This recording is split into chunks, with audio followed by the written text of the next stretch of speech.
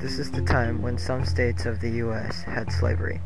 The Southern Confederate States supported slavery, and the Northern Union States went against slavery.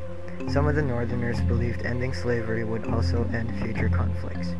Some only wanted to punish Southerners for their slavery.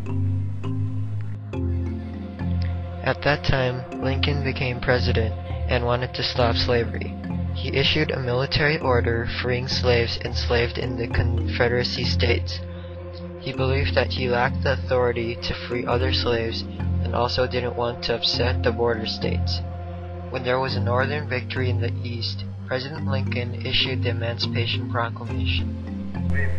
The Emancipation Proclamation is a preliminary order by President Lincoln, freeing slaves in areas rebelling against the Union. This basically means that any slave living in any state that disagreed with the Union was free. Unfortunately, slaves in the Union or border states were not yet freed.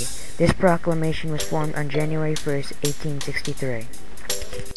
Many Africans were very happy and celebrated the proclamation in the beginning. Unfortunately, they did not understand just yet what had awaited them. There were many downsides to this freedom they were about to have, making it not too much of a freedom. The slaves just believed things had just returned to the way it should be, and thought the freedom they needed was just not doing the labor that they were used to be doing.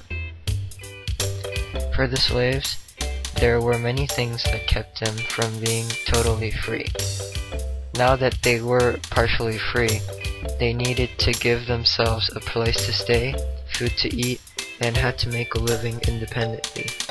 They were not ready for this because they had just got out of slavery and had no money to start with. Without the money, they couldn't go anywhere. Even if some managed to start a living, which was not common, they were still living in a segregated atmosphere, meaning limited rights compared to other whites. It was hard to get jobs and buy land even if they had the money because they were not treated equally.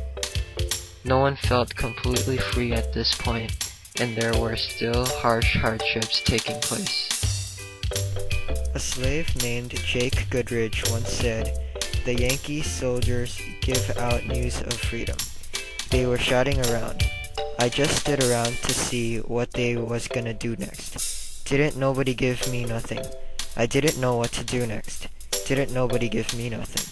I didn't know what to do. Everything going. Tents all gone. No place to stay and nothing to eat.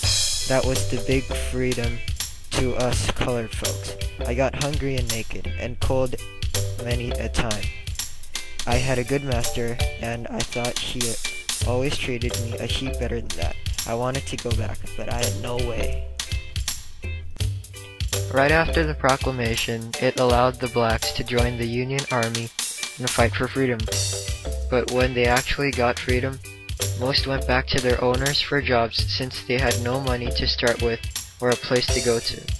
Very few got land to start a living. The rest got other jobs. The slavery connects very well with child labor today. Children in Pakistan and many other poverty countries have child labor today in the world.